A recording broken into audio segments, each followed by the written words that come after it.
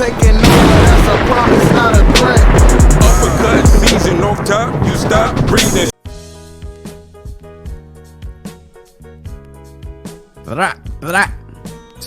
Yeah, what's good, yo? Welcome to another episode of Real Talk, where as always, it's shit's real, we talk about it. I'm your host for tonight, Pat Scorpio, the New England representative, and as always, I got my man with me. I'm gonna let him introduce himself. Hey, what it do, man? Shuttleworth the guy, aka the GOAT artist, aka LB Lauderdale Boss. You know what it is, El Capitan, RingGangRadio.com in the building. World is a op out now. Let's go. Yes, sir. Ring in the house forever and always. And as always, I got my other man with me. I'm gonna let him introduce himself. Hey, yo, what's good, y'all? You already know who this is. Your boy King P, Bodega Boxing in the building. Ring Gang Radio all day. Let's go. Hey, Bodega P. So tell us, man, who's banned from the bodega this week? Jeff Bezos, for many reasons. One, for Amazon being some fuck-ups. For many reasons. These motherfuckers couldn't get me Lukie's book until Tuesday. So, yeah, I'm not a happy camper there. And now they're giving me this garbage football game. So, yeah, Jeff Bezos is banned from the bodega. And if he comes in, I will forcefully throw him out. There you go. Jeff Bezos, you're on the hit list, man. Yeah, not just for delivery of your services, like we pay for Prime services, so you gotta get your shit together and get this whole Thursday night shit together too, because this ain't it. And last but certainly not least, we got our guest for tonight. I'm gonna let him introduce himself.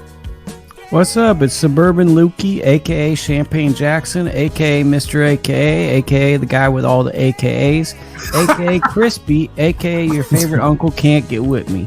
And I'm here on the Ring Gang Radio. Yo, that's a hell of an intro. Shout out to Lukie, It's always good, man. It's always good to have him back on our show, man.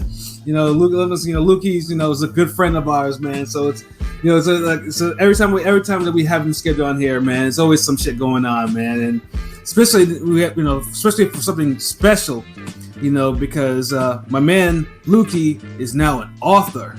This book has been definitely making the rounds everywhere, especially, in the not just in just. It's a Twitter bestseller. We don't need New York Times. We went platinum on Twitter and Facebook. You even made a top 10 list on Amazon, for crying out loud. So, so the book, obviously, as you saw, is Inside the Ropes of Boxing, with a foreword by Jill Diamond of WBC Cares. That's this was a pretty, I was like, wow, because Luke is from our boxing generation, so just the fact that someone actually really made a book, created a book on that. So Lukie, how did you come to the decision of actually writing something like this? It's a terrible story. My friend Frank Staya said, bro, you should write a book. We were having a conversation, like friends have conversations, like we have conversations. I sat down, I wrote 70 pages in 4 hours. I said, wow, maybe I'll be able to do this. Wrote an outline, and then my boy Mike Lee of Lee's Unlimited Fitness, who should definitely come on this podcast, he's a cool dude. He was like, that might be one of those moves that could get you to the Hall of Fame, and I don't care about any of those, but once that seed had been planted, he was like, yeah, you need to get author next to your name, because he's like, that's some separation. Like, there's a lot of writers and rankings and all this, but he's like, once you're an author, like, you can do a lot of different things because now you're an author, even if you put it out. So it was Frank Staya and it was Mike Lee. It was like the inspiration. That's what it is, man. So you actually sat there for your first outline. You said you wrote 70 pages in 4 hours. Well, I literally got off the phone and I didn't have anything to do. It was like 4 o'clock or something, and I just wrote out like chapters. I was like, okay, so we should start here, then we should do the amateurs, then we should do sparring, and I just wrote out the outlines, and I'm like, what should we talk about for sparring? And I wrote it out, and I said, what should I do for this one? Wrote it out. And then that was about 70 pages. And then I think I added a chapter called What is a Cut Man? I added a chapter here and there. And then I elongated some chapters, but I really I guess I had a little short story in me without knowing it, because it just came out real quick. Yeah, I mean, and honestly, because reading it, I mean, it definitely felt like it was like a freestyle. Like it was a freestyle, and then later on, you kind of structured it to how you actually wanted it, and obviously, you probably, you took it through an editor that probably. Yeah, it was like the rap. What was it? Rap City. I was in the basement. Yeah, for real, like, because this was a hell of a book, because I was like, when you, I mean, obviously, you're a well-educated man. I know your credentials and everything like that. I mean, you got a doctorate and everything like that. So, I mean, I know you're very capable of doing these type of things. But just the fact that you actually have found the time to do it. Now, overall, how long did it even take you to even write from beginning to like end? So, like when you thought you were 5 days. 5 days. 5 days, yeah. Hold on, so this the Machiavelli book then? Yeah. And that's like Machiavelli's The Prince, my favorite book, and Pac's Machiavelli album is one of my favorite things. So I love when Machiavelli's put together with it. But 5 days, then it took about 60 days to have 2 editors read it, and it took about a month and a half to get the cover and all that done. Yeah. This book is the 5-day theory. Yes, sir. And 60 days. Because I was thinking to myself, if you wrote that for that long, I was wondering how long it would take for the whole editing and the whole cover process. So yeah, that's actually pretty fucking amazing. Lukie did it against all odds. Well, now I wanted to bounce back, right? I still might do it, but I don't know if I can. I'd like to bounce back, and I was going to circle back and drop a new book on Black Friday. Like, I was just going to circle back and be like, nah, you guys aren't even done with the last one. I'm going to hit you with the second one. Because Frank asked me to write 2 books. So I got to write one more, which is Outside the Ropes of Boxing. Those are my stories from being on the road. But my original plan was to drop this on my birthday and then circle back and then hit y'all on Black Friday. Like, what, you didn't know? And then... Oh, so that book will be your flesh of my flesh, blood of my blood book. Okay, cool. Yeah, that's gonna be like, I got some good stories for that one. Like, one that's a good one. Like, see, you guys aren't West Coast people, so you don't know like the locations. But like, Shutter, was I telling you this story about the truck stop? Oh yes. So I'll tell a little bit about this story. So I went to see Jose Ramirez, or maybe it was Daniel Valdivia, or maybe it was Andy Vences versus Angel Hernandez. It was at the Tachi Palace, and it's like every Indian casino is kind of the same in the sense that you drive to the middle of nowhere, and then there's an Indian casino, and then there's a fight card. And I'm a person where I like to get home, if possible, the night of a fight. So if I can drive home, I always try to drive home because I value having a full day the next day. I love productivity. So I think the card ended at like 9:30, 10, and I was like, I'm out. It's like 2:45, 3 hours from my house. I am out of there. I'm gone. I don't know what I ate, but I had to stop. I never have to stop to use the bathroom, but I had to stop to use the bathroom. And this was around the time of one of those Halloween remakes where someone got murdered in a bathroom. And I go in, and I want to say that there was no attendant, but there probably was an attendant behind the counter, but they were probably just like sleeping or something. So I go in, and it's like ads, right? So it's like, when you sign up for Comcast Cable, you can get a new package and you get a bunch of stuff, and it's really fun, and your life will change and all that. So I'm hearing that, and I'm looking, it's like terrible Subway stuff, Pizza Hut. Have you ever gone to those gas stations where it's like 5 fast food places, and it just looks like the person just puts it on a conveyor belt, and then here's your food? It's one of those type of things. Pizza Hut Taco Bell combos. Yeah, it's like Taco Bell / Green Burrito / Carl's Jr. / like there's like a slew of different. Yeah. Those are on my do not touch list. Yeah, so, especially Carl's. Good lord. Ugh. Yeah, so I'm in that situation, but like I'm not really phased because it's like probably about, I don't know, midnight, 11:30. When you start driving on the road, by the way, guys, it from about 11:30 till about 4 in the morning, every moment is pretty much the same. I'd say 1 to 4 in the morning is a little bit more like, damn, I'm driving late at night. But from 11:30 to 4 a.m., it's like pretty interchangeable in terms of being on these rural freeways. So I go in and I'm just like, I'm gonna bang out going to the bathroom. Go in there. I don't know about y'all, but I like to open up the plastic sheet and cover the toilet because people are fucking gross. Yeah. Sorry if you monetize this platform and I ruined the monetization. People are gross. The door opens behind me. I'm not really worried because anyone that knows me, I'm about as friendly as a rattlesnake, even though I'm really kind. I'm a little different that way. So someone goes to the stall right next to me. And I'm still not really tripping because I'm trying to lay a number 2 down. I knock out a number 2 and someone hits a little beat on me next to the thing. It was like, boom. I gotta take my ring off. It was like, doot, doot, doot, doot, doot, doot. It was like that, right? I don't know if you heard that, but it was like a rhythmic pattern. And I was like, what the fuck is that? So there's someone next to the seat. And I literally said, like, what the hell are you doing? So I my pants are down at my waist. I just open the door. I don't flush the toilet, and I just walk out. I'm pulling my pants up as I'm leaving, all types of stuff. I never saw I did when I was looking.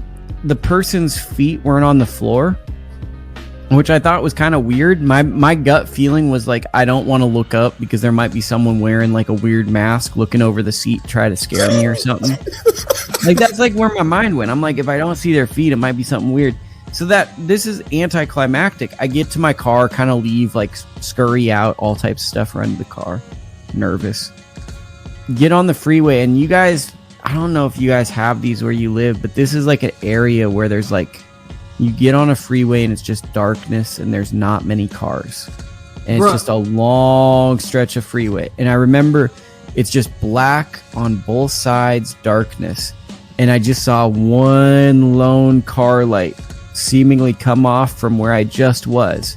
And that paranoia and just like changing lanes, getting off the freeway, getting back on, it was completely irrational. But I think that's like a very real road story when you're on the road, as much as I was for a while, going like traveling at night to these weird towns that are meant to be traveled through, not lived in. And then it's like, who are the people that come through it?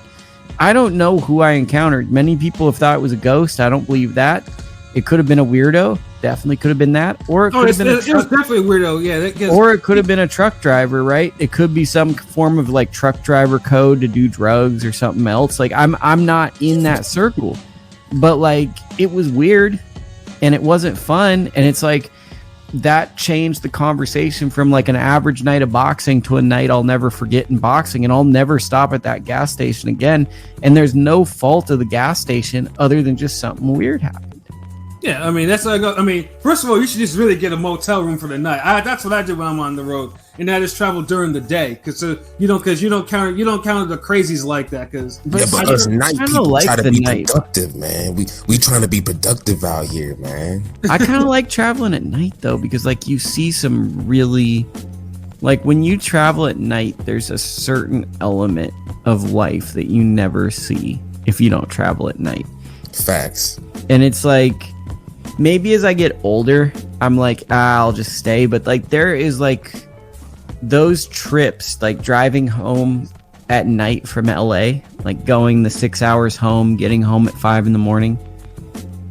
Like some of the people you'll just see on the road. Like I saw a dude dressed basically like the Undertaker from WWF driving through the grapevine, and it's like you don't see that shit fucking in the daytime. It's like these people, there are people who do fucking live a whole world life. Maybe it was the Undertaker. Might have been the fucking Undertaker. I got a great story about the Undertaker, King Pete, and I'm totally Lukieing up your show. I'm just taking over and just doing whatever I want. Take over. My grandpa took me to Arco Arena in Sacramento to see the like WWF, so he cut off the Undertaker unknowingly, and then the Undertaker drove in front of us and flipped us of the bird because we left before the event was over. And that's back in the day when wrestling was awesome, where the heels had to leave early because they didn't want the fans to heckle them and try to mess with them.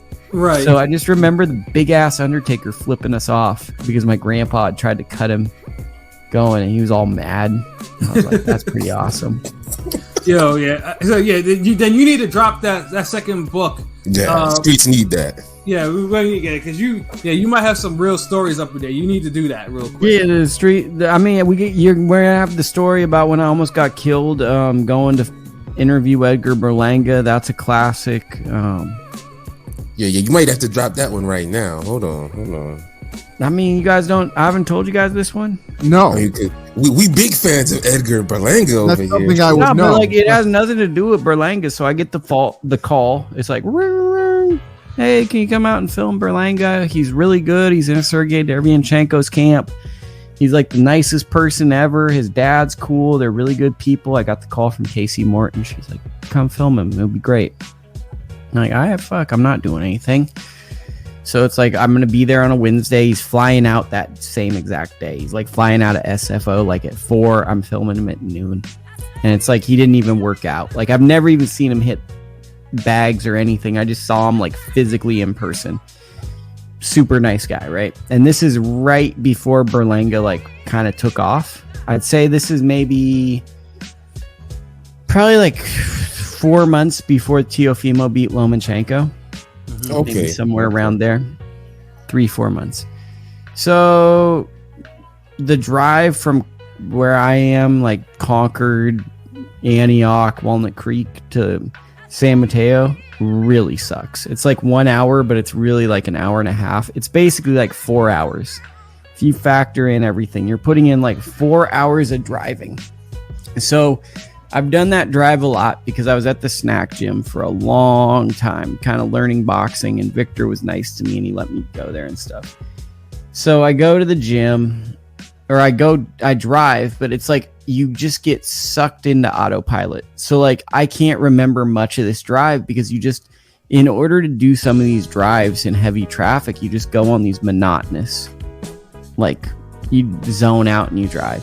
So I cross this bridge, and there's this bridge called the San Mateo Bridge, and it goes really high up to the heavens, and it comes down, and then you're in Silicon Valley. Talking to this guy, really good boxing reporter. His name's Richard Ortiz, the fighter's voice. You guys should probably bring him on. He should have you guys on. He's a really good guy. He's from Fresno. I met him in Fresno. Hope he's doing well. I haven't seen his show up lately, but I really think the world of him. So I go and do all that shit. I'm talking with him, being expressive like this. And then this guy is just like on my ass. And I remember I hit my brakes because someone's in front of me and he's going crazy. He's like, gargoyle. So he passes me and he like looks at me, and it's a kid with no license plate on his front of his car, no license plate on the back of his car. His car is literally what if you had to illustrate what a hoopty is, this car is what it is. It's just a struggle car. The kid has no shirt on. He's got an RIP lanyard, and he looks over at me like, what the hell, dude? I'm just like an angry person looking to collide and run into something, and you're it. So like he makes contact with me kind of like why would you provoke me? Like, why would you make me mad? Like, do you understand what I'm capable of? And I'm basically like, fuck. Like, I got a crazy person who's 19 who seems deeply depressed and traumatized, really angry. And I didn't even like mean to get him angry. Like and I remember telling other people, like, do you think that you're white was part of the issue? And I'm like, honestly, I don't think that race was an issue in this. I think this person had been going through a lot of trauma, and he was just kind of struggling at life, and anything that set him off was going to set him off. So I knew I was in the deep end when this kid pulled off the side of the freeway and waited until we're in a traffic jam. He pulled off and sat in the shoulder until I went in front of him. And then I tried to get ahead. This kid came out like a bat out of hell. It was actually really impressive. He could have been a NASCAR driver. I mean, he went going like 45 miles an hour, threading the needle across 2 or 3 things. And then he's like yelling and screaming and all types of stuff. And he's flashing what appeared to be a gun, and he's holding it all weird like this. Like he's holding it with the handle. I'm not trying to tell him the guy. So if law enforcement hears this, it was fictional. And all I was thinking of was I was like, man, I'm going to get shot, right? I'm going to get shot, but I probably can't take it to the head. So I'm like, if we're going to do it, let's try to either take it to the shoulder and then turn and not get hit in the heart or in the legs. But I'd basically come to terms with getting shot. I was like, I'm going to get shot, and then my car, I'm going to lose control and I'm going to crash. So I was kind of bracing for that. So that it was like weird because he was like yelling and yelling. But like, I remember someone had always told me, because someone I knew had gotten shot, and they got shot when someone rolled the window down, that if you don't roll the window down, the glass can slow down the bullet. So I just didn't roll the window down. And then I guess he got scared and he went in front of my car. So then I started to ease back, and then like I kind of was there, and I'm like, okay, what's this kid doing? And I was like, okay, I guess he's like nervous, like he's kind of scared. So I waited. And I let other cards get in front of me, right? So it goes from 1 car to 2 car to 3 car to 4 car. So then I get off. I forget the name. It's the name where the street where you get off to go to Eddie Croft's B Street Boxing and to Aloha Time Boxing. I was going to Aloha Time Boxing. So I get off the exit and I'm like, shit, maybe he saw me get off. So I parked my car in a residential area, laid in my back seat for about 10 minutes, set the alarm. Then I'm like, I got to get on that main street. So I just went boop, went on the main street, turned left, got all my stuff, went into the thing. The kid that I was seeing spar tonight, Charlie Sheehy, he was in the gym, and I tell him the story. He's wearing a Chris Algieri shirt. He's looking buff as hell. And I tell him, and I don't even think anyone believed me, because I was like, dude, I'm frazzled. Like, I just almost like this kid was going. I'm telling the story. Then I go to Edgar. Edgar comes in. Hey, nice to meet you, Lukie. I go, I got a story to tell you. And he goes, oh, tell my dad. So then I start telling his dad, and his dad's doing the thing where he's a dad overseeing what type of kooky character this is. So he's not being expressive, but you see a smirk and a smile. And then Edgar is like, that reminds me of New York, this type of thing. I'm like, dude, it reminds me of sucking. So then I do the interview. It's on ITR Boxing. I drive home. And then for like 2-3 weeks, like I kept thinking I was seeing the guy, and I was like, it's just post-traumatic stress. But that's basically like, I can go into further detail on that, but that's the story of me almost getting murdered going to see Edgar Berlanga. Yeah, we're gonna need that book, Lukie. Like, we can't give away too many of those stories. Yeah, you got. I got so many that it's like it. Yeah, you go into more details. Like you could break them up. This could be like Outside the Ropes, volume 1, and then get another one down the line, volume 2.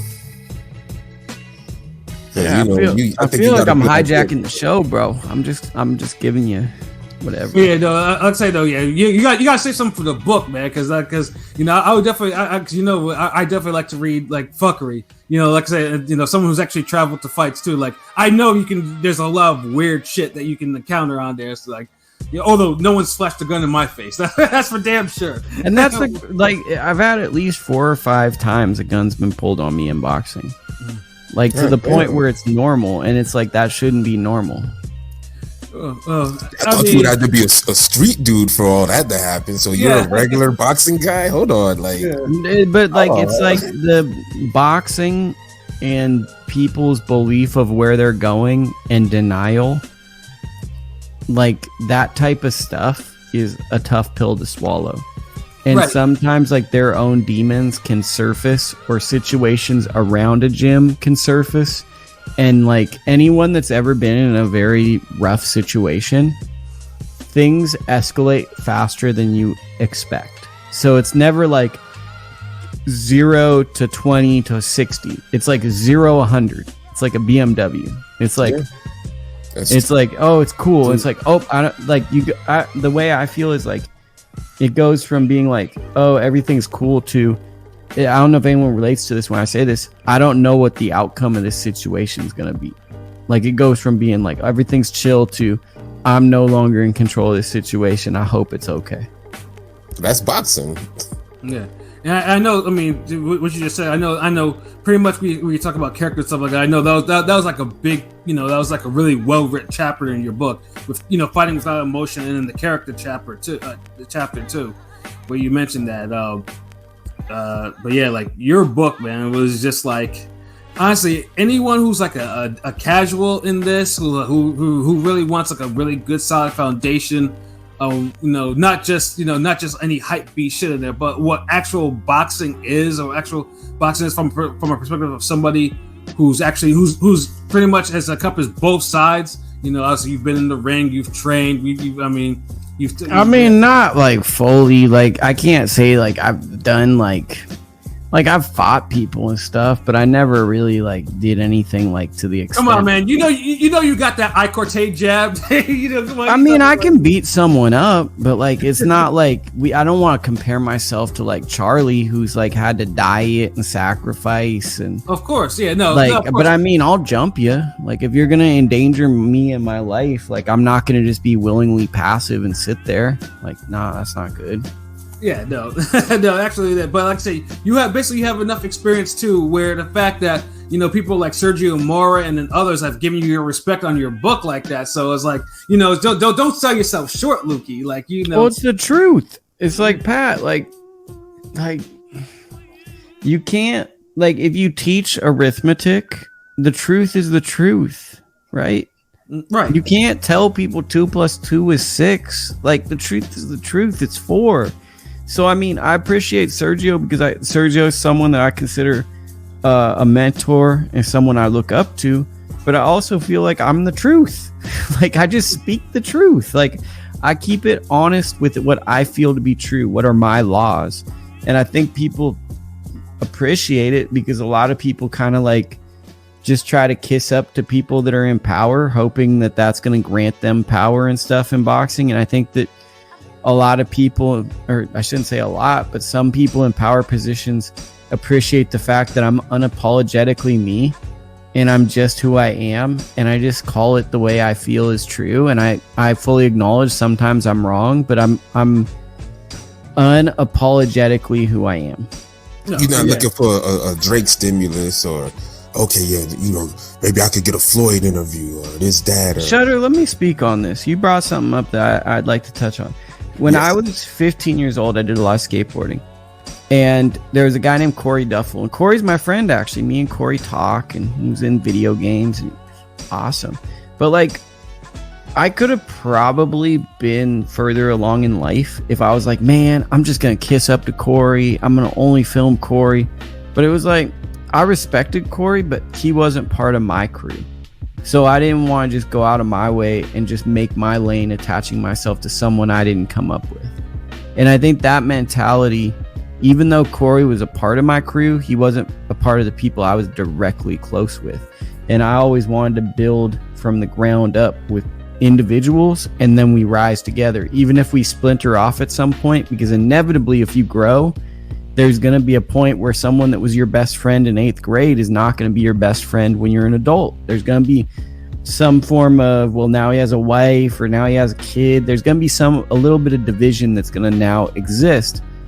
I was always someone where it was like, I'm not going to look at, oh, this is the most popular person or this is someone who could grant me an opportunity. I'm just going to go kiss up to them, or I'm going to just try to only work with them. It was like, no, I respect what they're doing and I'll work with them, but I want to try to learn what I'm doing to the fullest ability and bring my team with me.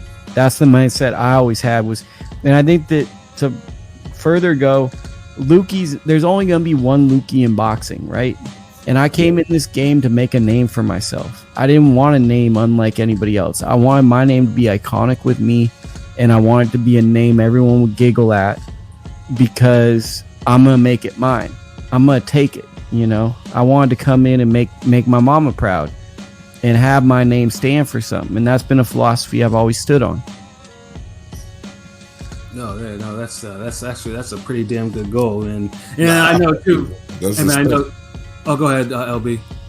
No, I'm saying I feel you. That's respect. Like you didn't want to be the in-house producer for somebody. Like you was like, look, I can make you some bangers, some hits, but I gotta fuck with these dudes across the street here. They making some fire. I gotta be down here. And I respect that because too many people, they come in this game and they pigeonhole themselves to one particular fighter or a group of particular fighters, and you can only really get insight on that. And you're like us, and that's why we fuck with you and we fuck with each other, because we're fans of the sport of boxing. We fuck with it as a whole. Like, it's not, we don't just focus on, okay, these guys or these people over here, this street. So I respect that, and the book reflects that, and you can see that when you read it. And I just want to say shout out to everybody in the chat. Salute Box Talk 101. Salute Henny God Slick. My guy, that's Box Talk. That you guys, you have to realize, Box Talk's one of the coolest dudes I've ever met. He was coming to the gym a while back. Box Talk is that's a good dude right there. Shout out to Freddie. And I Box Talk 101. Shout out to Freddie. Salute. He a cool dude. He's a really genuinely good dude, bro. He's a genuinely good dude, and I fucks with Freddie. everyone, Salute to you. if you don't fucks with Freddie, you a sucker. unless you have a reason not to, and I can't stand on something if someone doesn't like someone for what they stand for their belief. But Box Talk's a good dude, and he's awesome, bro. He's a good guy, bro, and I hope to see him October 29th. Yo, so let me ask you about this book, yo. What would you say is your favorite chapter? I don't know. Like, Damn. I mean, like when you guys ask me about the chapters, or when you like a kid. So while I was late, I gave out 6 or 7 books to these kids at Caballeros, which the shirt I'm wearing right now, it's Caballero Boxing Gym. Yes. So I'm wearing the gym shirt. They gave me a large. They thought I was a medium. I'm actually bigger than I used to be, which is a bummer, but it's part of the aging process.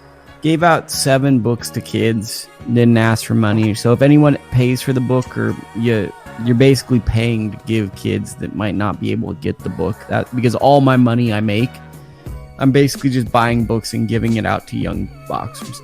But I say that not to say to give myself a pat on the back. I say that to say it's always interesting seeing a 13 or 14 or a 15-year-old like DJ the other day. DJ just got home from 6 months in jail. He's 15 years old. I filmed him. I'm probably going to go back next week. I saw that video. Yeah, that was Gave him the book, you know, and he had like a big fat kid smile. Like he got a chocolate chip muffin or something. Big old smile. Super happy. And it was just nice to see this kid that had been like locked up for like a large part of his life. 6 months. If you're 15 years old, that's a good chunk of your life at that point. And it's like to see him so happy just to get a book. And to go full circle on what it is, I always like seeing the DJs or the Camerons or all these young people at these gyms. They'll open up to the page, the chapters, and they go, "Oh, the manager chapter, I gotta read that. Oh, the amateurs, I gotta see that pay." So for me, I don't have a favorite because it's just like, this is how I wrote it. But I do find joy in seeing young people kind of like compartmentalizing the book and being like, "Oh, I want to read this chapter." So to answer your question, it's kind of fun for me to see the reaction for the chapters, but I don't. You don't have a damn no favorite. They're all like the same to me because this is like me. Like the whole book is like me. So it's like there's not one aspect of it that stands out more than the other. Okay, I feel you. I feel you on that. I respect that answer. I beg to differ. I mean, you definitely had some standout chapters in there, particularly breaking down the amateur process was flawless because most people just don't realize that it costs. I mean, to really get that training, it really does cost a lot of money.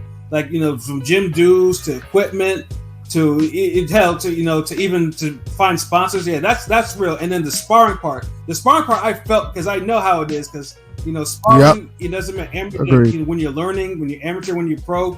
Yeah, like most people just understand, like, you know, sparring can, you know, takes chunks off your lifespan. It's a very serious thing, and you kind of Pat, how many people spar the way people bench press? And what I mean by that is saying most people bench press 225 pounds, two tires on each side, but they're not getting a good rep out of any of them. They're not getting a good squeeze. They're not getting a good extension.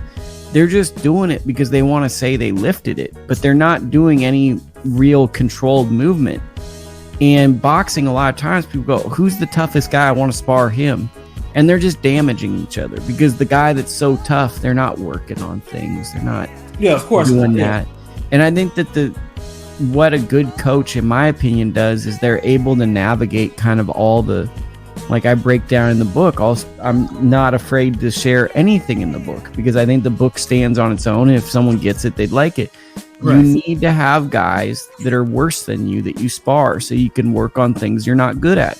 You need to have people that are about your same level so you can try to really bring what you're working on with your lower level sparring partners into that mid tier, and then you need to spar up and face world champions or top level guys, whether it's at national tournaments, whether you go to see Crawford, Spence. You have to see what that next level is.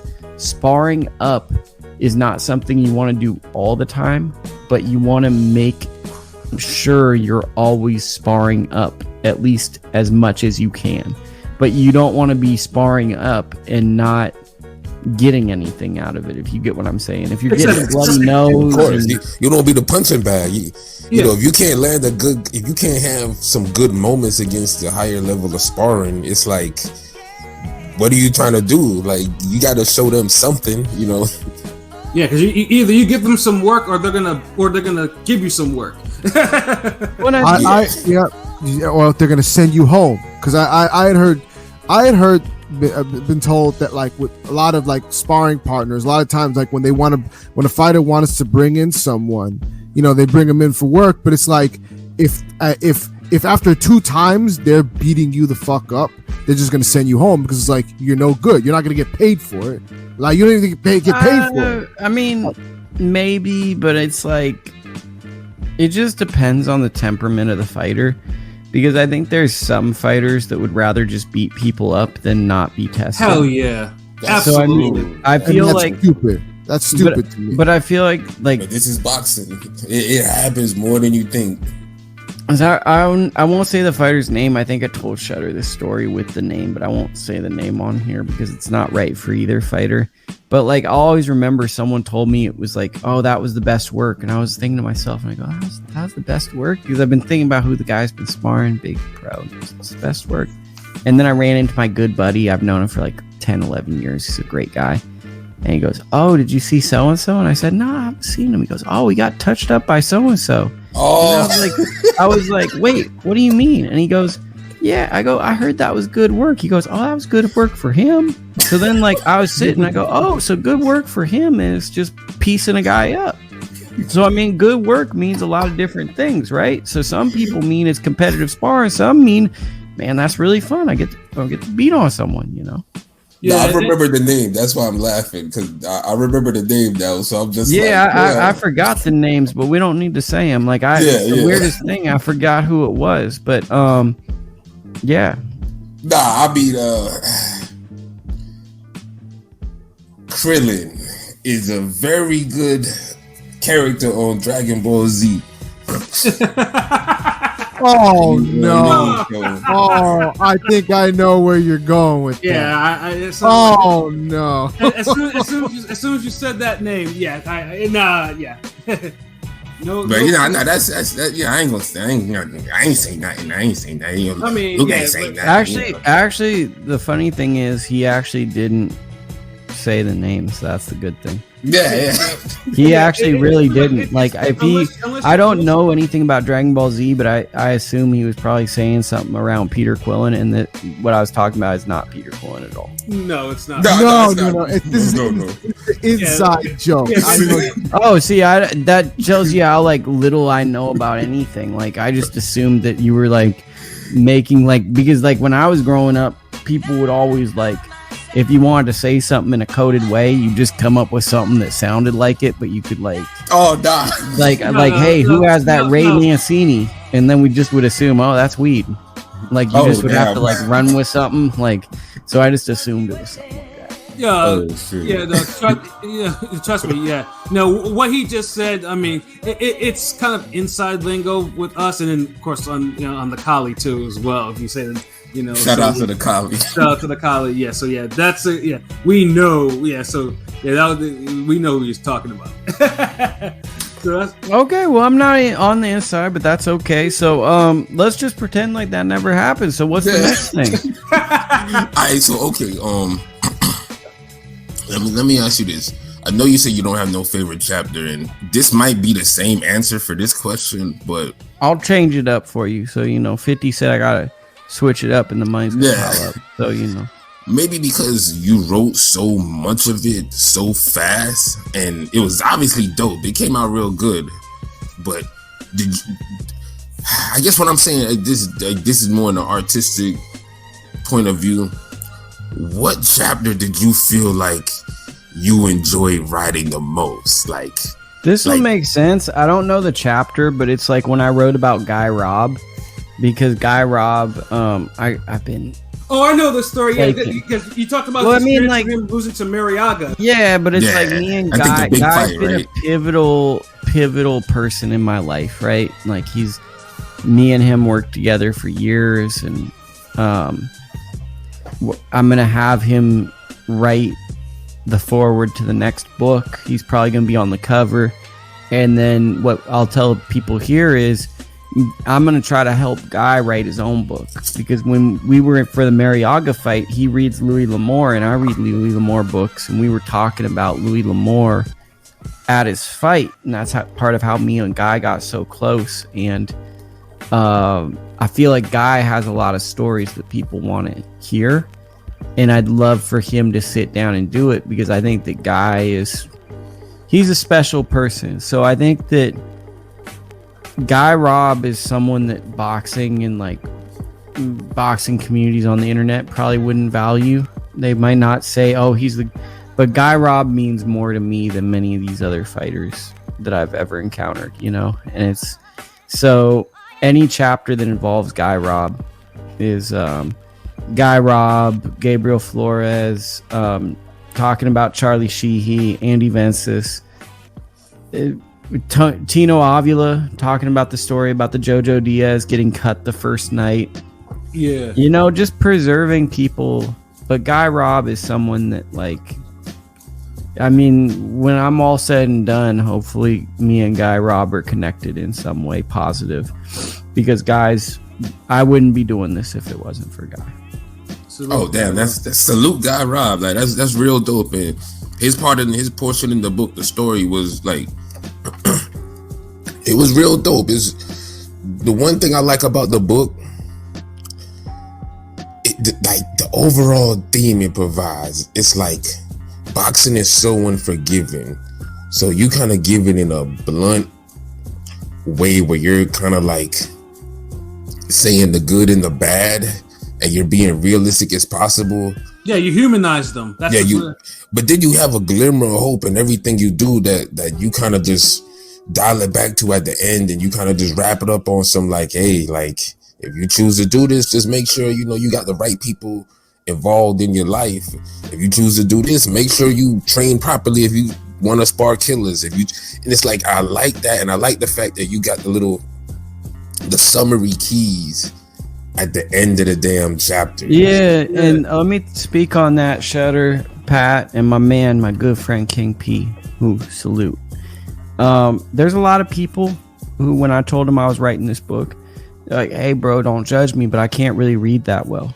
So the summary chapters was my idea for if you struggle with reading, but you can have your girlfriend or you can find someone, get these questions that I want you to think about from this chapter.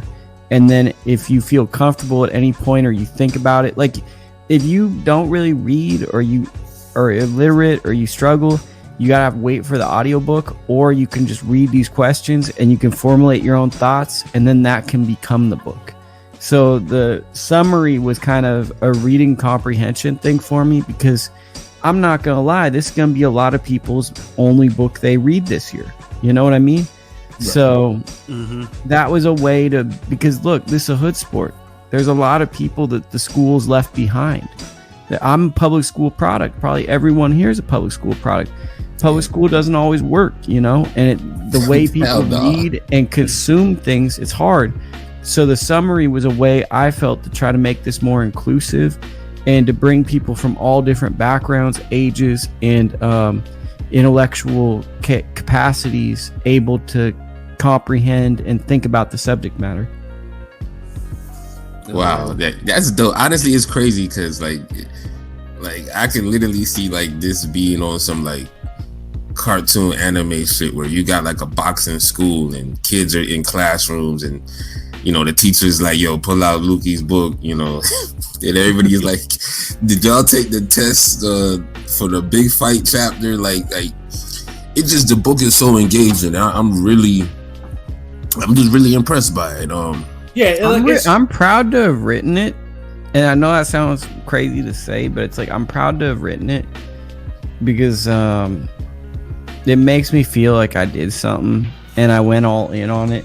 And I kind of like the cover. My man Kronk is absolutely awesome at doing artwork. Yes. Me and Kronk are stuck with it. I think Shutter might have to collab with me for my next book to do the Yes, illustrations. I even told him that too. I was like, when we were talking about the book, I was like, yo, Word. yeah, it's like, oh yeah, Luke needs to holler at you, man. You No, I'm not. Lukie pays too, so I'm gonna pay you. But I think Shutter's gonna do some of the illustrations for Inside. Like, I want to tell kind of why Kareem Mayfield matters so much to me, and I'd like Shutter to do an illustration of Kareem Mayfield. And then there's a few pages, and then I'd reach out to Kareem hopefully and get some stories, you know, because it's like after a while these people fade into obscurity, and I'd like to have on written text outside of YouTube stories and stuff, history of them.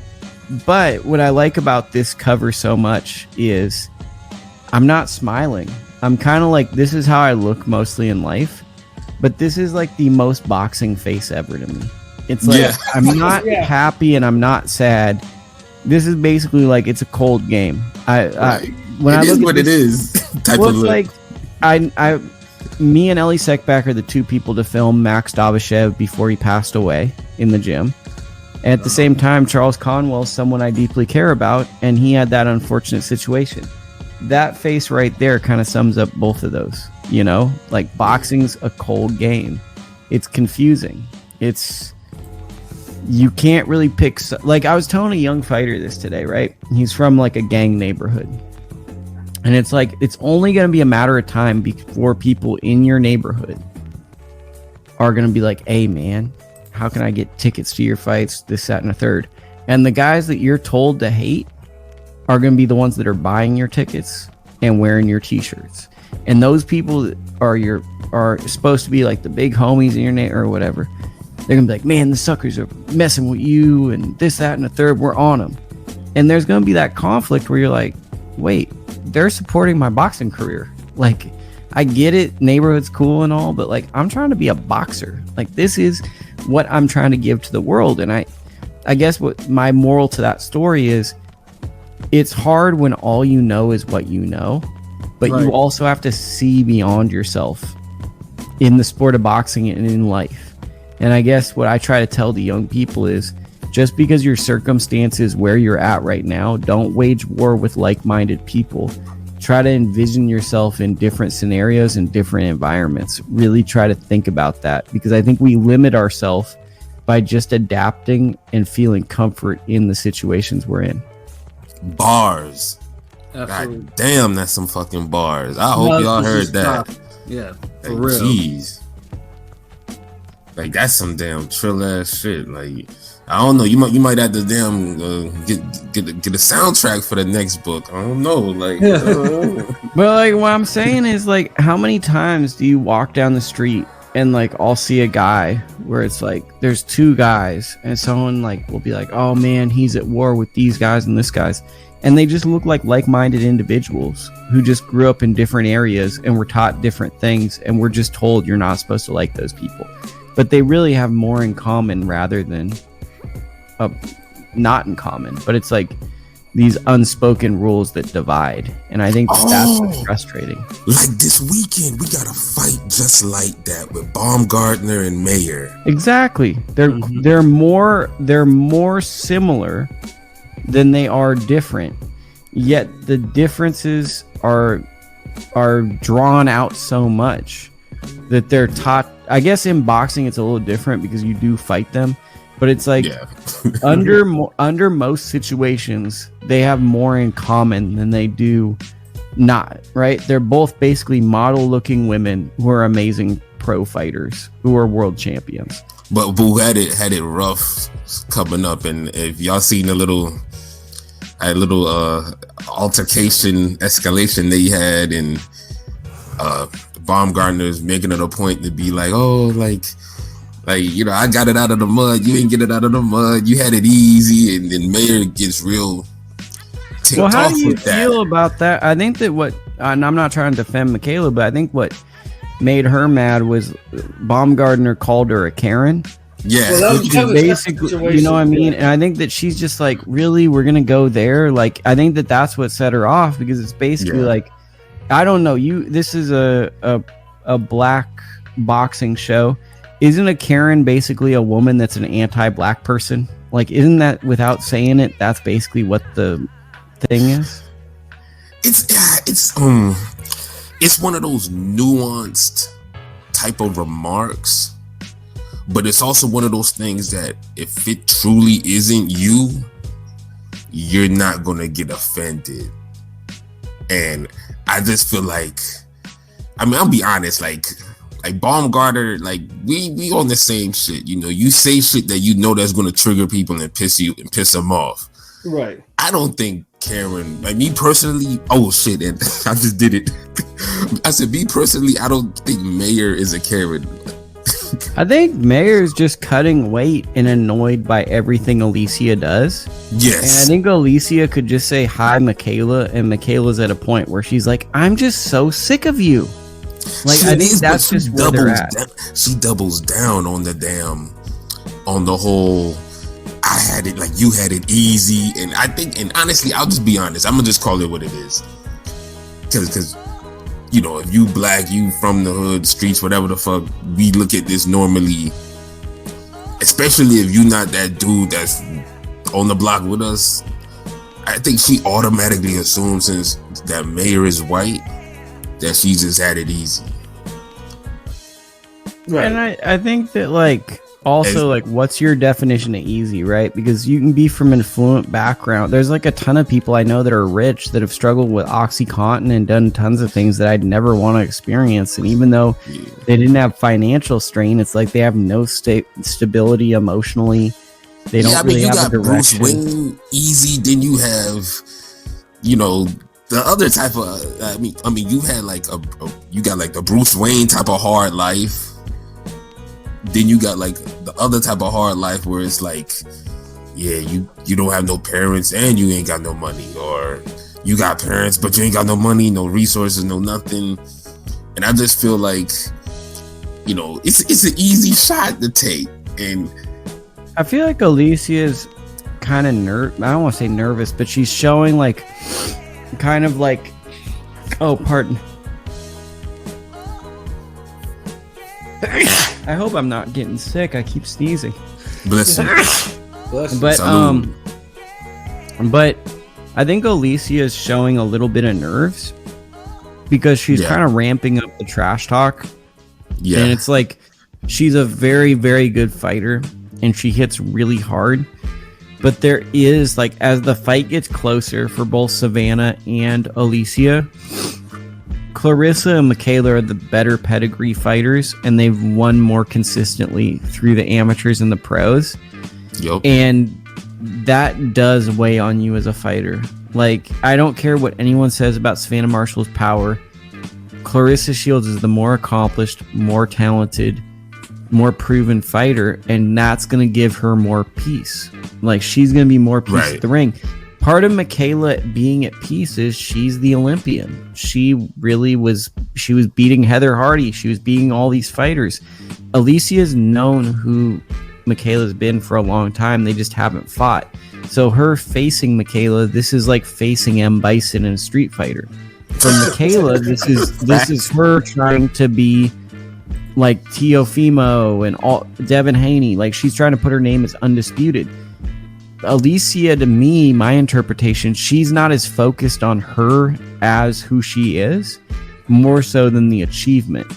Alicia wants to beat Michaela because she's been aware of Michaela, and she wants to beat Michaela to prove that she is the best. And I think that they're coming at it from different angles. And my only fear for Alicia is she's putting a lot of emotional energy into this fight, and if things go downhill, can she mentally be in a good place to keep that going? Like, it feels like she's going to start very strong, and if anything flips in the fight, will she? Because I guess what I always say this to fighters: you don't want to put too much pressure on yourself through crap talk, because then in the fight, if things go bad, then all that trash talk you did, it goes into seeds of doubt. Yeah, you gotta it's like you support. feel embarrassed, Or Me, you I'm wonder, more- like, I can't lose to this person. You know, I Like, can't. damn I it. can't. Yeah, You and know? that and all this is like is chapter 4 in your book, Fighting Without Emotion. Honestly, I- I'm more concerned about them damn muscles because she looking jacked as fuck. Like, I Well, I don't want her mean- to Ken Norton herself out. I mean, Frank Bruno it's herself. pretty clear, like when you look at Alicia's body, what her game plan is. At least to me, it's like she's coming in to be very explosive and to try to land something big within the first 4 rounds. If she does not stop Michaela or hurt her badly in the first 4 rounds, this is going to be a very difficult fight for her because she's the way her body's built. Like, listen to what Michaela's saying. She wants to take her into deep waters. She wants to she's saying the things you want to hear from a fighter. From Alicia, you're hearing a lot of things like you've never been hit. Like, she's saying a lot of motivation, football coach stuff. All the street shit, man. Nigga ain't never hit you this hard. that's what she said. I mean, but you gotta say anything when it's like you said, and this is where it comes down to the psychology of boxing. Like, this is why I really want y'all, like, especially if you the younger dudes who's really boxing, to like listen what Lukie's saying. Like, when you believe in yourself and you got the the accomplishments that go with the belief, you're at a peace, you're at a level where you exist on just a higher plane. But someone else could be just as talented as you, but since they don't have the accolades, it's oh man, I still got better ups, even though you won the damn dunk contest in '93. I'm still faster, even though you got the silver medal and I didn't get to the Olympics. It just keeps going on. It's like they gotta. Well, Shutter, like, let me put it like this. Like, I'm more nervous about Savannah Marshall versus Clarissa than I am against Alicia versus Michaela, because Savannah is very much saying everything that scares me if I was on Clarissa's side, where she's like, I'm gonna box ya and I'm gonna hurt ya. Yeah. And then she'll be like, Sounds exactly like she'll be like, you're losing control. And she's doing like little things to annoy her, Yeah. but she's not like Over the top with arguing. it. Yeah. She's not arguing. She'll be like, He's telling control her. yourself. Control yourself. Oh, okay, Control? Ragnar of Lothbrok. I mean, That's Savannah, exactly how you sound. Savannah, I don't know. I don't think Savannah can go over the top like that. She comes off kind of awkward. Like, I don't know. It's weird. Like, But she's trying there's a talking scary to confidence though. She kind of reminds me of like Bane from Batman, where she like goes on these monologues, Yes. but she like really believes it, and like you feel like it's gonna come to an end at the movie at some point, but you're not sure if this is the end of the movie because it's a 3-hour movie. You're like, I don't know. I got here at midnight. Is it 2? Is it 1? And it's like Clarissa, if anything, kind of is coming off with the nervous energy, and I think the world of her, Yeah. but she's saying a lot of things that I've never questioned with her. And now she's talking about she'll knock her out too, and I'm just like, that's not your game. Like, Well, and it's like, who out there is questioning if she has the better pedigree?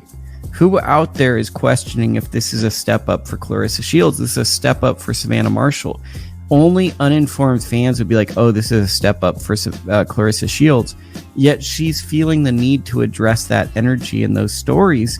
That's because it is a concerning. step up though. It's a recent step up. Who has Shields fought that even appeared as dangerous as Marshall? I mean, Hannah Gabriels and That was Christina like Hammer. 5 years ago. But I mean, I don't even know anyone Savannah Marshall's really fought. So I mean, at least Clarissa's fought some people that we had big fights for. I mean, we know she has the better competition, like overall better career achievements. Mm-hmm. It's just that sometimes if you don't face a threat in a while, when one finally appears, it just brings out a different energy. And I don't think she's had someone really bring like threat level energy to her in a while. Right. Since Gabriel's really. let me take over once again. Who do you Yes. think's gonna have the dopest ring walk? Because I think that ring walks for these fights are really gonna matter, because I feel like someone might spend some of their energy coming out I'm really body language doctor gonna read Savannah Marshall, because like if she comes out to classical music and very calm, I'm gonna be very nervous, you know. Like I'm kind of looking to see like who comes out to Slayer or who comes out to Amigos song dancing. Like these are not the fights to be playing around or doing it. Like I'm very curious to see who is the most focused coming out. And I mean, I'm looking at Alicia and I'm looking at Savannah as the two where it's like, I really want to see them. Like, I'd love if Alicia did that and the new when she faces off with Michaela, like she did with Harper. Like, that would give me some, like, okay, she's pretty confident. I'm looking for those type of things because when you're the dog in these type of fights, you have to kind of overachieve. Get that mental edge. No, I feel you. Like I'm looking for Alicia to just be on some damn Phantom Menace, dark robe, be silent, walk into that ring. Don't even expend no energy. Because you're gonna need all that energy trying to land something on Mayor. Do you think she's gonna come out to the T Grizzy? Isn't she from Detroit? Like they doubt it. They prayed on my downfall. Oh wow, that do you think that? I mean, that might be a cool little walkout. Yeah. Like they start it and they prayed on my downfall, and then they play the Terry Harper knockout clip, and then the song goes crazy. Damn, hold on. Like, yo, y'all gotta like holla at my boy for some like some editor, TV coordinator jobs. Like, right? he giving game now.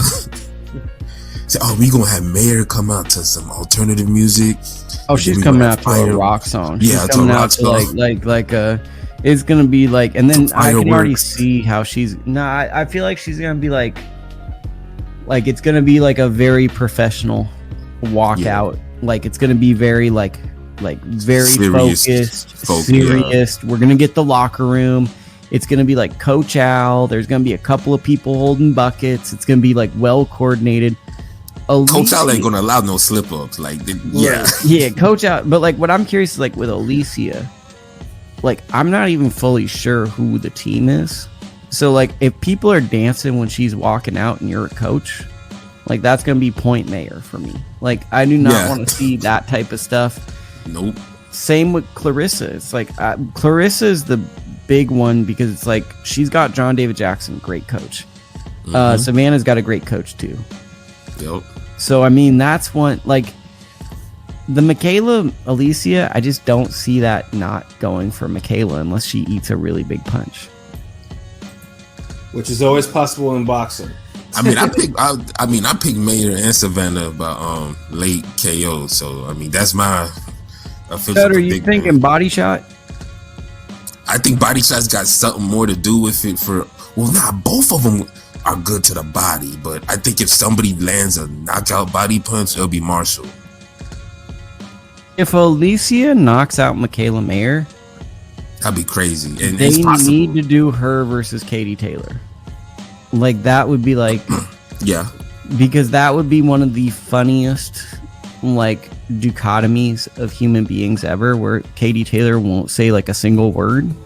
And then Alicia is just going to say like a bunch of disrespectful things. And Katie will be like, yeah, you know, I'm just going to go to fight. But she's going to be entertaining as Savannah Marshall is with it. Like, it's a whole different person. Savannah's the best. I'm going to hurt you. Yeah. I'm going to hurt you. I never once said that I'd knock you out. We'll be here all day. We'll be here all day. Whereas I never once said like that. She's like her voice cracks. Like an adolescent boy whose voice is cracking. And honestly, Eddie's not gonna make that fight. Like, look, if Baumgartner knocks out Mayer, and I mean, it looks bad. Like it's like, oh shit. Like I'm talking about She might be the fighter of the year if she knocked out Mayer because I guess Terry Harper was last year. But imagine if she had Terry Harper and Mayer in 1 year, that would be like a hell of a run. Mm-hmm. Eddie, yeah, hell yeah. But Eddie ain't gonna make that fight. Like, nah. Katie Taylor is like the Canelo of women's boxing for him. Like, but I'm telling you, that loss is gonna come. The only fighter that's not like in a bad situation right now that makes a lot of money. True. Yeah, true. Yeah, very true. But that's plot armor. That's plot armor, though. I mean, I'm just so sick of these like promoters not making fights because it's Thank like you. if boxing is a business, the consumer should always be right. So if the consumer should always be right, you should just make the best fights because then people will spend money on the fights and then there's going to be more money in boxing and but now it'll be like, actually, we're really smart businessmen. So it takes actually, you guys don't understand this, but you want to wait 3.5 years to see the fight you want to see right now. I know you don't understand it. Yeah, that's boxing. You know, boxing can shoot us That's actually the smartest thing we can do because we can give you 2 fights with these other guys we have under contract. We make a ton of money. You may or may not buy it. We don't really fully care because we're gonna make a ton of money, bro. And you're gonna brag about the fact that we make a lot of money. You're gonna be so pumped that we're making money, and we're gonna give you guys absolutely none of the money. Don't worry about that. We're not gonna give you money. No charity. If there's charities, it'll be like a 401k nonprofit type thing. We'll do some stuff like that. But once we get as much money as possible, then we'll make the fight, and it'll probably be a little past prime, but it'll help our guy, right? It'll help our guy, and really, like, we're awesome, right? We're the rich guys, and we're cool. So, don't you want to be rich like us? We're rich and we're awesome. That's boxing in a nutshell. Damn. Honestly, that's like one of the rawest, most uncut, truthful promos you could just cut for boxing. Like yeah, that was perfect. Yeah, Lukie dropping all these gems tonight. For real. Damn, like you sound like Nostradamus over here. Yeah. Do you know what's great about that album? You guys probably know because you listen to rap better than I do. Like, what the heck? Did he rush that album out because he thought the world was ending? Is that true? We reviewed that album. Yeah, so. Nostradamus. Why would you review that album? Like, I feel like there's only one song I've ever heard repeatedly, and it was Nostradamus, and that's a song that I didn't really. Well, let's put it this way, because we had an internal discussion. LB is a fan of the album. I absolutely not. I did not like that. I mean, that's one of the worst albums made by a great rapper. And I mean, I've been on, like I said, I don't love it, I don't hate it, but I don't think it's as horrible as everybody else makes it out to be. There are some horrible songs. Yeah. This man, look, okay, Lukie, I got one for you. That's some songs in the background. I'm gonna put it on. I'm gonna give you a chance. He don't like the damn Ice Cube album, the War album. He said Pat says it's trash. He gives it like a 4. Everyone else thought it was a great album. I hate the Peace album even more than that. Yeah, those were trash albums. Nah, the Peace side was garbage, but the War went hard. Like, you picky, cuz. Oh, salute, Rome. I mean, does Nostradamus have Hate Me Now? Nah, that was I Am. I love Hate Me Now. That's vintage Puff Daddy, where he's like just talking way through the intro. Like, I always think about Suge Knight, like talking about all in the video, because like Hate Me Now is like, there's like really no reason for Diddy to be all over that intro, but he just really wanted to be on that. He's like, yeah, I told you we're not going. Like, it's a Nas beat. Like, what Nas fan is like, you know what would make this a better experience? Let's get Diddy on this and have him doing take that. Yeah, they put like a little static filter over his voice in the studio, and just tell him to just act like it's his song, and Nas is doing him a favor. Like, how does that happen? Does Diddy like drink a little bit in the studio, and like, does he think he's originally getting the beat, but you sell it to Nas, and you're like, well, I guess we got to put like, what's the thought process for that one? Like, does he come in at the end and go, damn, I like this song, I'm gonna produce it now, and I'm just gonna talk in the beginning, because what this is missing is like me like doing a Michael Buffer. Actually, that's probably is very accurate. Yeah, that's actually very accurate to what he does. And low-key, like the making the band type shit. Yeah, and in Rome, yes, I still do bump. I still bump EPMD because yes, I'm an East Coast cat. That's why I'm called the East Coast representative. You know what I'm saying? And I'm old school, so I'm not. So I don't do any of that young little baby nonsense that you be listening to. Just Wait, remember so that. That little baby freestyle was dope on Flex. Y'all hating. Like little baby snapped on that. Is EPMD the rap crew where they robbed each other? Like one of the guys robbed the other guy? Yes. Eric Sherman, set that up for Parrish Smith. Yeah, that's a cold game.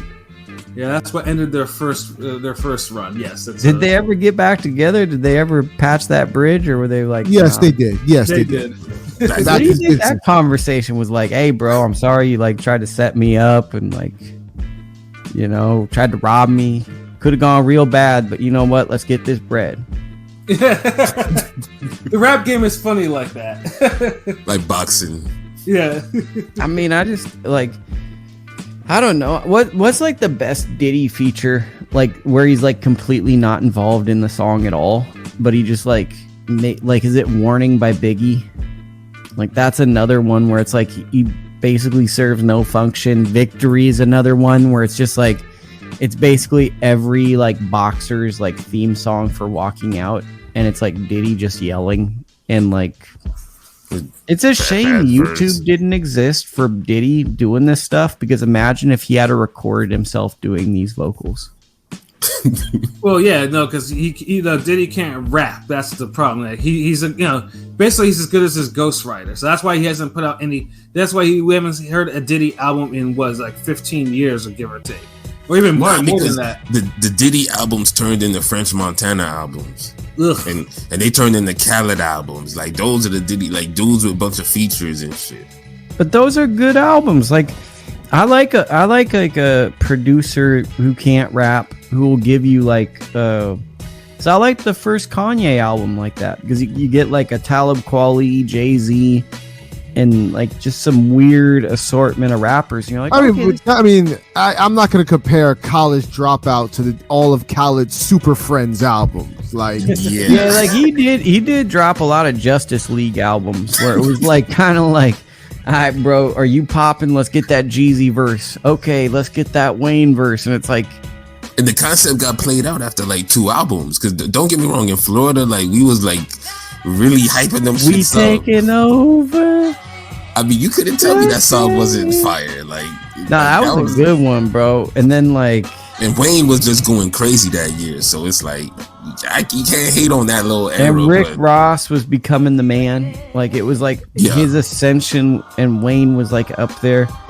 But it was like, I guess the issue with Khaled's albums were like there was no progression. It was like he just kept trying to do the same thing, and then we were like, yeah, because Khaled can't, he ain't a creative person. That's the whole reason why. It's just, he got less creative, because before he was making collabs and songs with people who seemed like they all would be on who would mesh well on a song, and then later on he just started saying, hey, let me put Beanie Man and Nas here, and let me get Future and Jay-Z on here, and you know what, Gucci Man and Mos Def right here. And it's like he just started just getting random people, putting them together, when before it was like, we gonna give you Ace Hood, Boosie, T-Pain, and Trick Daddy. And it's like, okay, like all this shit was just sounded like it's supposed to sound right. Like it's supposed to sound together. You weren't just that's the random crying shame was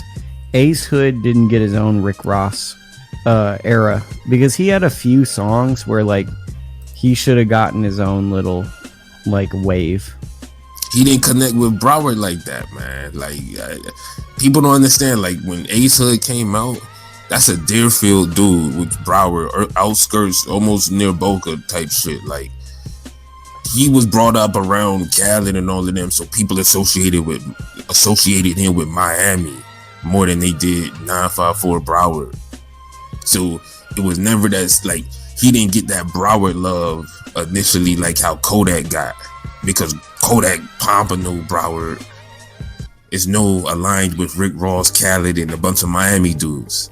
Can we talk about the DJ Khaled, or not DJ, Kodak Black video where he's like super happy to see the Florida Gators football team. Like he's ecstatic and he looks like a fan that won a backstage pass. Have you ever seen that?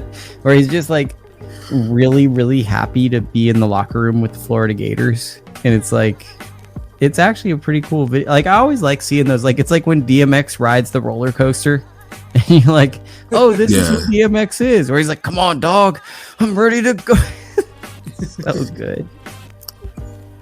Yeah, it's like that's what sometimes it should be missing, like that the real authentic reaction from people. It is not that whole I gotta act tough, I gotta be this, I gotta, you know. I mean, it's corny, bro. Who wants to be a tough guy every minute of every day? I want to hang out with women. And these dudes will be like, I'm only looking for ops. And it's like, nah, I want to go to Marine World. I want to hang out with girls. I want my body to be cool. And it's like a lot of these dudes, it's just like the world they live in is like Max Payne. It's like, I turned that on for like a few hours when I was in high school, but like I didn't stay in Max Payne world. That wasn't interesting to me. But sometimes Max Payne world follows you. Yeah, but that's like what, like if Max Payne's world is following you, that's when you gotta either devise a plan. You gotta be like, all right, if that world's following me, then I gotta figure out a way to fall back and be in a better situation because this is unhealthy. I need a new save point. It might be when you're 18 you figure that out, and it might be when you're 40. But at some point you have to figure out like, hey, maybe the problem is my environment and it's not necessarily like trying to do the other things. That's really not like that in New York. These motherfuckers will shoot you and then be at the club five hours later gyrating like on some like really weird shit. Just like, okay. I just killed the man. Now let me go to the club and just dance. I'm like, okay. I mean, but that's the thing. Well, you sometimes if you like, you ever celebrated after fighting somebody and you want to fight? I can see it might be similar. You know, you murk somebody, you're like, fuck it, I gotta two-step this bitch out. I mean, that's what gangsters have been doing since the age of time. It's just now, like, I feel like the only thing that's different is now with Instagram, we just can follow every single person because, like, every person in the world has, like, every person in the world basically now is a celebrity. And, like, in 07, 08, people had MySpace pages, but a lot of people just had like a burner MySpace page where it was like, yeah, I got a MySpace page, but I'm never on it. And like, I'm not around computers.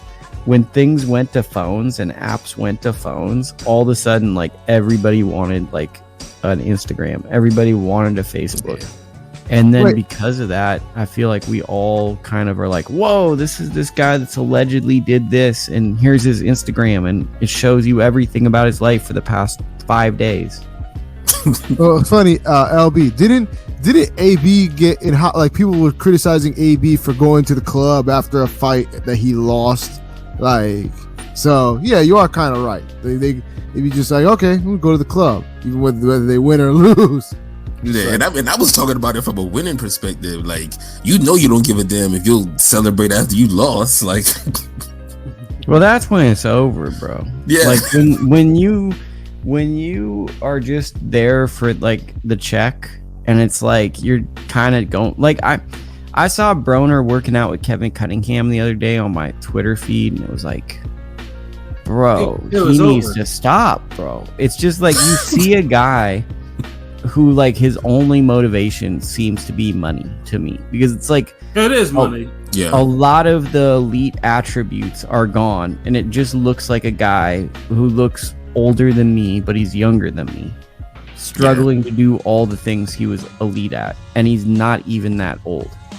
Yeah, with a little gut too, which is like, damn, bro. Like, yeah, I mean, like I said, I mean, it wasn't like, I mean, it wasn't like you're surprised. I mean, you know, if you watch how he was back in the day, I mean, it was coming. Like, you know, most people, all that shit was coming, so it wasn't a surprise. That's how we actually go. You know, like some of you just didn't take this shit seriously. Like he coasted on a lot of his natural talent, and when it was time for him to, you know, to be more than that, he failed every single time. So it's, you know, and then it's just the whole. I don't think he made the best boxing like career decisions too. Like certain fights, I don't think he had to take or should have taken. He should have been focused on getting more wins, but I think he was just you know, you don't care about he's a gun in a sense that he'll take tough fights. And I wish more dudes with names as big as Broner took tough fights. But the thing is with Broner, he took them, but he ain't always try to win them. And you know, that says but something. He did it for the hood. Yeah. Oh man. Oh, and Broner's like one of those guys who, like, where when he beat DeMarco, it's like, whoa, I did not think that you were going to beat DeMarco. We have a superstar. Hold on, no. You thought DeMarco was going to beat Broner? I thought it was like a 50-50 fight. I thought it was like a really close fight. That was his best fight. I thought Broner was going to win, but I didn't think he was going to win like that. Like, yeah, he emphatically won. Like, put a whipping up. That was like a star-making performance. He beat a guy who had just beaten Linares, who was a beloved fighter, and he did something to DeMarco we had not seen anyone really do to DeMarco in that fashion. Yeah. And then from not even that Valero. Yeah, not even Valero. And then from that amazing performance, he put in like a slew of really average performances. Yeah. Damn, we said at the same time. It's like we already did. Yeah.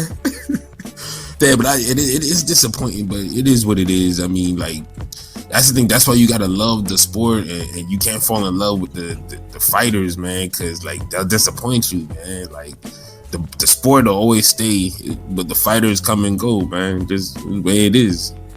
I don't want to see dudes get hurt, so it's crazy seeing them still train and the motivation they right. It makes me remember a saying my pops used to say. Like they say, like it's a story where basically someone asks a master, like, how long do I have to train to get my black belt? And he's like, it takes you 5 years.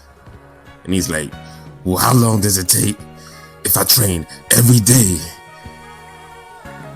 It takes you 10 years. He's like, how long does it take if I train every day, twice a day? It takes you 20 years. And it's like, the moral of it is like when you're training, like when they're putting the importance on the belt, when it's not really the belt, it's the training. And if you focus on training and just organically, you know, just becoming the master of the black belt, you're not gonna fucking be worried about how long it takes. So pretty soon you're just gonna get to that level, and 5 years gonna pass and you a black belt. And I think a lot of guys, their motivation is different, so things happen differently, and things don't happen within a certain time frame. Like, I don't think Broner, you know, had to take the Maidana fight after Paulie Malignaggi fight. Like, well, that whole fight was so messed up, bro. Remember, it was originally on pay-per-view, and then like it just randomly like was off pay-per-view, and then it just went to Showtime, and it was like Thurman versus Soto Ross. It's a great card. But it was like a pay-per-view card, but then it like just fell apart at the last moment. Better than the pay-per-view this weekend. Oh yeah, I mean, the problem with these new pay-per-views are we have fights like Michael Angeletti versus Jeremy Adorno, which won't even be on television. Yes, and that's a good fight. That is a really good fight. And then we'll have like Michelle Riviera versus Jerry Perez, both really good fighters, but Jerry got stopped by Frank Martin. So it's like, what do you think is going to happen when he gets in there with Michelle Riviera? No disrespect to Jerry, but it's like, why is this fight being shown live when it's a stay busy fight for Rivera? It is what it is. But I guess like what I'm saying is like we're kind of expecting it to be a highlight clip, and it's not. When no one's tuning in, like, oh man, this is gonna be this back and forth fight, and it's just kind of strange that like the rhyme or reason is just like, how famous are you? It's not the competitive nature of the fights. Damn, and that's real. That's honestly the way the game is now. You see how fast they're pushing Isaac Cruz now. Yeah, well, because they want to springboard these guys to get them in a position for a higher fight. So they want to use highlight reels to get them there. If Michelle Rivera, but it's really working though. No, but that's a whole other story altogether. Well, I think the problem is like boxing in a nutshell right now is, can you say something really loud? And if you say it loud enough, then it's true. Damn. So it's like, if you say it loud enough, it's like, I don't know, like Isaac Pitbull Cruz is the most avoided lightweight. Now, if I say that really loud and I say it everywhere, someone's going to start repeating it. And it's going to be like telephone. People just repeat. Nobody really has to prove statements right now. It's just like, how can we get them in position to make money and fight? I mean, the boxing game is basically one big hot take machine, and it has been like that for quite a while now. So this does not surprise me. Yeah, it's not gonna change anytime soon. It's more like a hustle right now. It's like, it's just like, how can you find a fighter who can make money, and how can you get as much money for as long as possible from that fighter?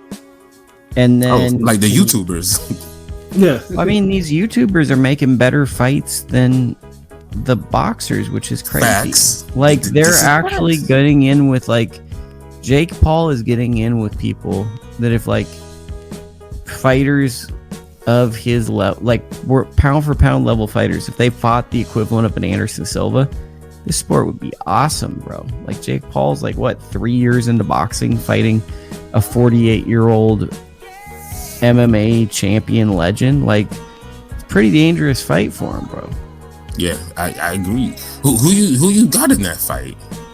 I haven't even really cared. Like, I haven't even expended any energy on it.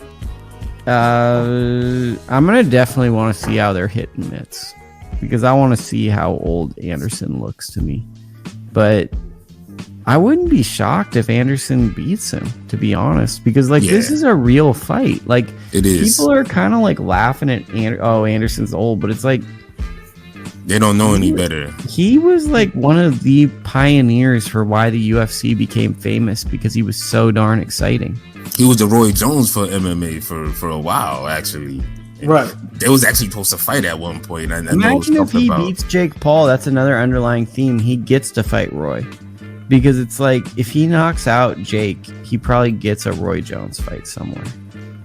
I can see that. Let me ask you. Sometimes we do this amongst ourselves. I want to just pitch a few potential random matchups, and I just want to see who you pick to win. Big Pat versus Joey DeGueco.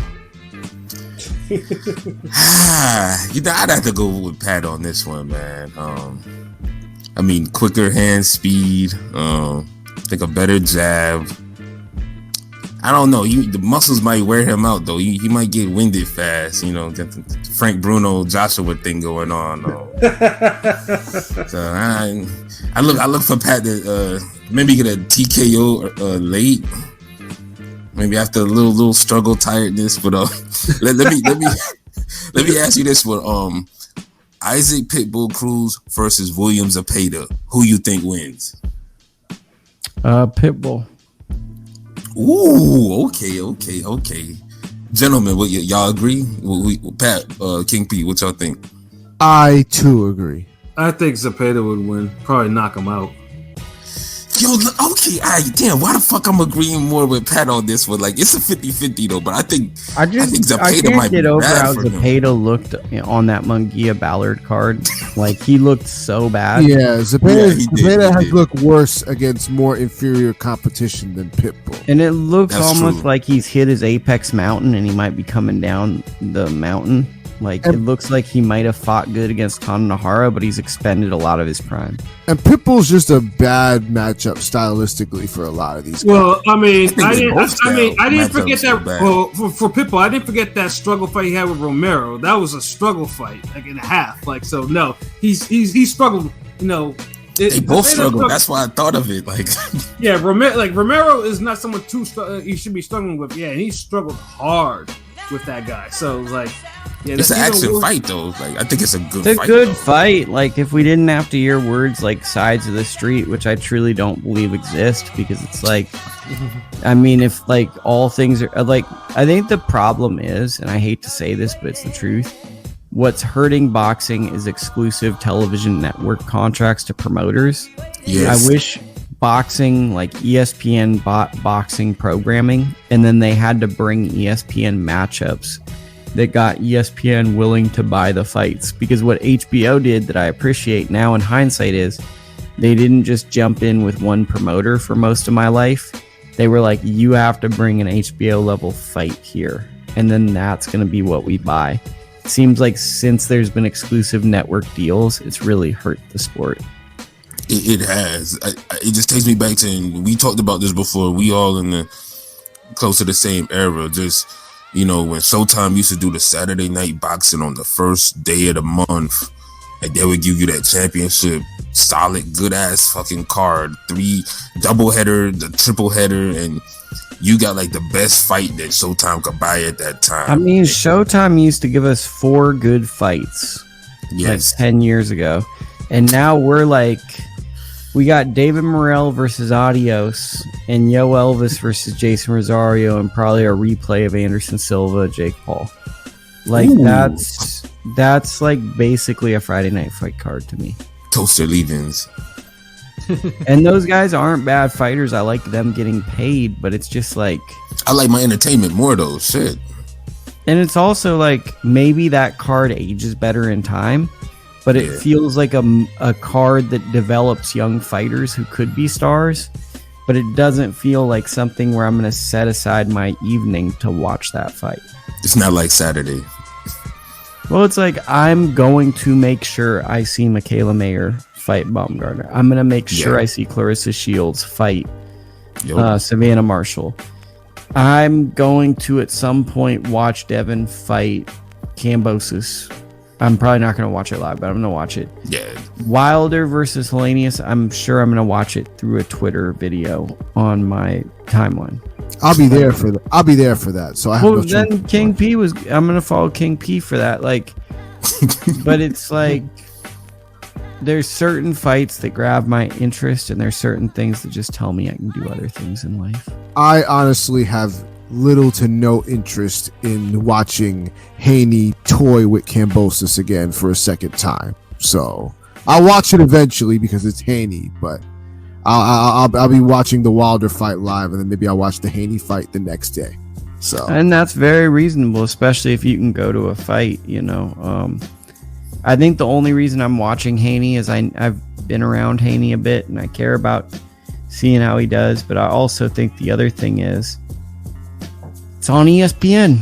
Don't have to pay for it, so I just set my recording, go live my life, and then come home and I can watch it and I can fast forward through the commercials, and that's probably the main reason. If it was on pay-per-view, there's a good chance I probably wouldn't watch it for a while. that's a fair point. Yeah. I think we kind of covered everything. The only thing that I'm excited about is the top 2 fights on that ESPN Plus card. Like, I absolutely love that. Hold up, is my baby going to be on that card? Is Sky Nicholson going to be on that card? Maybe I'll Fighting in Australia, actually. Yeah. Like, she's gonna be like a superstar. She kind of fights like Demetrius Andre, like super awkward. Yeah. She is the only Australian fighter that I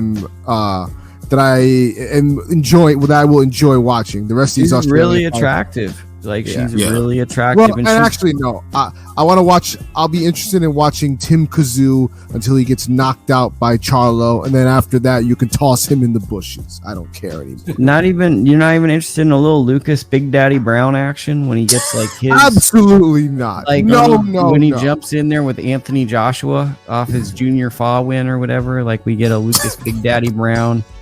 Yes, Who's someone else that we could throw in there? Tony Yoka gets to fight Lucas Big Daddy Brown. Lucas Brown is the epitome of Australian boxing that I don't want to watch. Like, I don't mind him in certain heavyweight matchups because he could bring some type of entertainment. I'll take that over somebody's like, hey, we need to give Miguel Vasquez a call or some shit. Like, nah, I'm good. I feel like Big Daddy Brown, and I'm gonna call him Big Daddy Brown, is the type of fighter where I would not put him past him to have the Bad Boy clothing company logo tattooed on him at some point.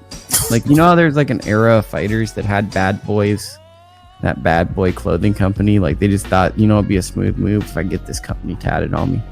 and I feel like he's one of those. Who's another Australian fighter? I mean, we got Michael Zarafa. He just beat Isaac Hardiman. He's gonna probably fight Golovkin. I'm sure Golovkin. Yawn. Let's see who else we got. Who else is I mean, Ebony Bridges, but she more like she moved to the UK now, so it's like, and the way she sounds like she don't even rep Australia no more. She's kind of annoying. Her tweets have kind of annoyed me. So I mean, I'll watch her fight, but like I don't know. She's one of those, like, there's fighters that have kind of just like their tweets have kind of annoyed me to where it's like I'll watch their fights, but their tweets I can't get out of my head. And Ebony Bridges has reached that level of where her Twitter has ruined her for me. Okay. So. I mean, to me, with her, I just feel like she's someone that's like going all in on boxing, where it's like, I appreciate the fact that like she found something that kind of works for her, and she's just like going as far as possible with it. And I think, like, I always find that like inspirational. It's like she flew to Canelo fight week. Who knows if they paid for her? And she's like, I'm gonna wear an outfit. I'm a hot girl. I'm wearing the outfit. I'm gonna be there. Fans, come take pictures of me. I'm here. And it's like, how many fighters do we like go? Like, I could pick on a bunch, but it's like, how many fighters don't even go to a Canelo fight week when they know there's a slew of fans and they could just dress super swaggy and just get a slew of new people that meet them. And it's like, here's Ebony Bridges, who just like realized, hey, I can just be there. And like, there's probably going to be a lot of people that are like, dude, she's smoking hot. I want to watch her fight. And it's like, she's building a fan base, however she is. Sky Nicholson kind of reminds me of like an attractive babysitter. Like, she's like, you know what I mean? Like, she's like the cool older sister. You know what I mean? She's like I don't know. She is top tier white women. So you know what I'm saying. Well, to me, as a white guy, she like reminds me of like when you go to your friend's house, it's another white guy. That's like the sister. Like, it's like, oh, I have a hot sister, and like that's what the sister looks like. And if you're like, yeah, I could see it now. With like, you know what I mean? Like, she's like, yeah, she's like what's your job? I'm a babysitter. And you're like, wait, she's like 22, she's a babysitter. And it's like I could see her occupation being babysitter / dog walker or some shit. You know? Having like a full business, you know, like a established business, and you're like, fuck, you can really have a career like that. And you're like, oh, but you gotta be like charismatic. Well, it's like not even that. Like, it's like she's hot, but then she's also like charismatic, and she's like kind. Like, you can just, she kind of has like this package where it's like being hot helps her, but then she's also like, on top of being hot, she's like very approachable and fits any situation. It feels that whole girl next door vibe. I feel exactly. Like she's like the person that would be playing in like a teen movie. Like, if you were casting a teen boxing movie, Sky Nicholson would be it. It's like, you wouldn't cast Ebony Bridges for the same roles you'd cast Sky Nicholson. Nah, hell no. Like, yeah, absolutely. I mean, we could go like, we could make movie suggestions for days with the characters we got in boxing. But I mean, Ebony Bridges would be like a cool ass X-Men character or something. She'd be like a Mystique. She'd get like all into it. She'd like wear some outfits, and she'd like be doing shit. Like, Ebony Bridges would be cool in like a superhero movie where you don't have to really act. You have to like really look like an action figure. You're sexy. That would be a perfect lane for her. No, she'd be cool. She'd be cool in a movie like Wild Things, but you know. I mean, that's I'm not. I mean, if you want to say that, but I'm not gonna say that. But you guys have been crazy about this, but I gotta cut it. Yeah, we could wrap it up midnight now. Because East Coast, it's almost midnight, so we gotta wrap up. But yeah, Lukie, it was definitely great having you on this show. Buy my book. It's on Amazon, Inside the Ropes of Boxing. Buy it. If you live by me, I'll sign it. Buy the book. It's only $9. Yes, absolutely. You definitely buy the book, man, and then follow him. ITR Boxing. You can't miss him, or you can put his whole name in it. So yeah, salute Lukie for that. And Yeah. Do we have any final thoughts, gentlemen, or are we just get up out of here? Nah, we want to just have a great, safe weekend of boxing and just enjoy this boxing holiday, man. And that's it. You know, gang, ring gang, nigga. You know what Absolutely. it is? Yep, Yeah. absolutely. That's all I got to say about that. Yes, sir. Let's go. Yeah, so for myself, Pat Scorpio, the New England representative, for LB Shuttleworth, the God, the Go artist, for King P, Bodega P, and for our guest, Lukie Boxing. You know, this has been another wonderful episode of Real Talk, where as always, if shit's real, we talk about it. So until next time, peace. Peace.